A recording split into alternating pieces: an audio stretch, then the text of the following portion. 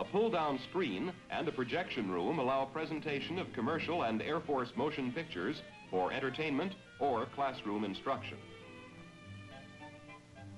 The dining car is bright and pleasant. There is a dining area at one end and a modern compact cafeteria toward the center. The food, purchased mostly on the local market, is high quality, plentiful, and well prepared. There are refrigerators and freezers for food and tanks for water and diesel fuel that will sustain the train for 3 weeks. Finally, on the live aboard, the generators can put out 500,000 watts of electricity, supplying all of the section's power needs and more.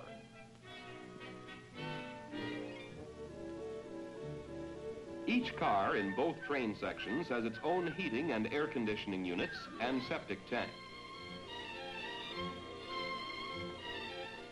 On the work train, a boxcar is the workshop for the train maintenance crew, and it has all the equipment needed to keep things train shape.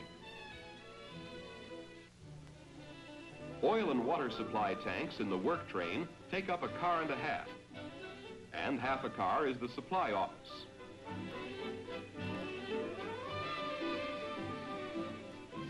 The ready room car has facilities much like those of the recreation car on the personnel section, and it's often used for conferences.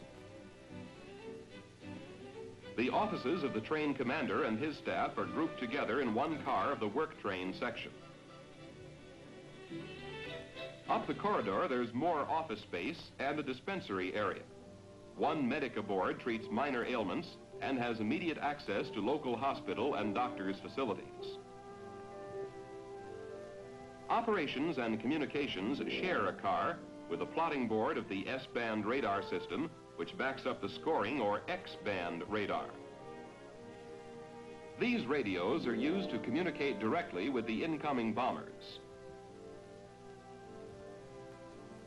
The observers use information from the scoring radar to determine mathematically where real bombs would have exploded and to compute the scores of the bombing crews.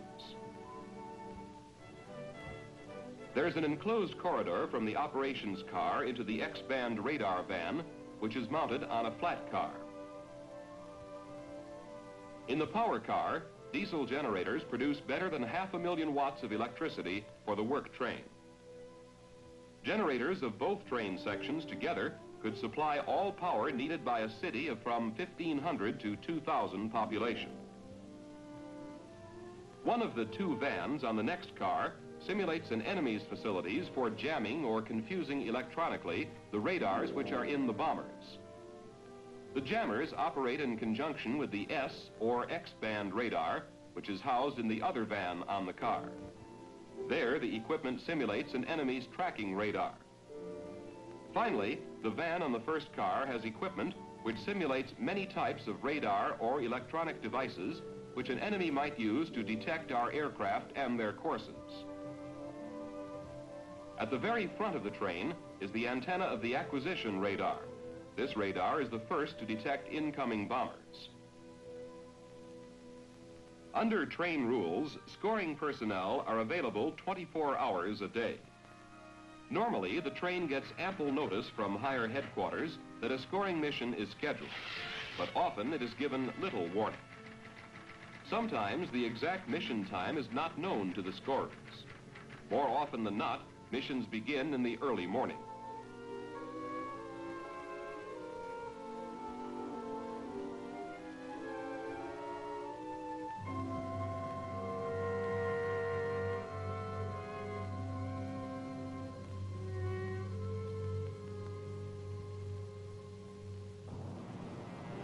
As the first bomber approaches the target area on schedule, it is first picked up by the acquisition radars. It shows up as a blip on the large scopes.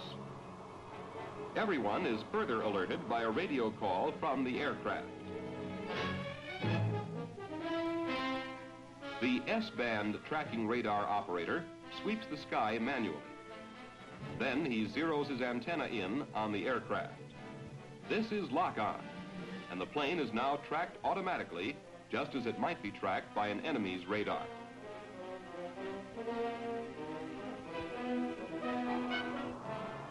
The electronic warfare officer in the plane must detect the lock-on within seconds and counter-jam it immediately to break it, or in theory his aircraft is destroyed. His reaction time is scored. At the same time, the electronic warfare man in the plane must also detect signals from the train which simulate other types of enemy radar or electronics gear, and in turn counter-jam or evade them. In all cases, his effectiveness is graded.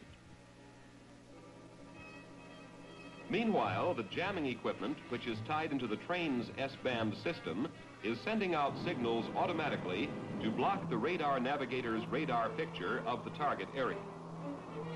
This tests his ability to see through the jamming effects and to bomb his target.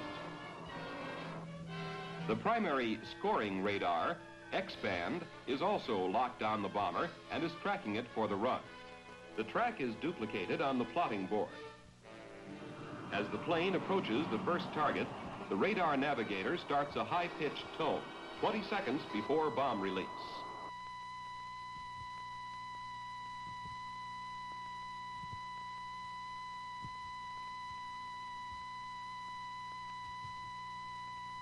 Bombs away. The trace determines the plane's ground speed and direction at the instant of release. The drop on the second target is recorded the same way. Bombs away.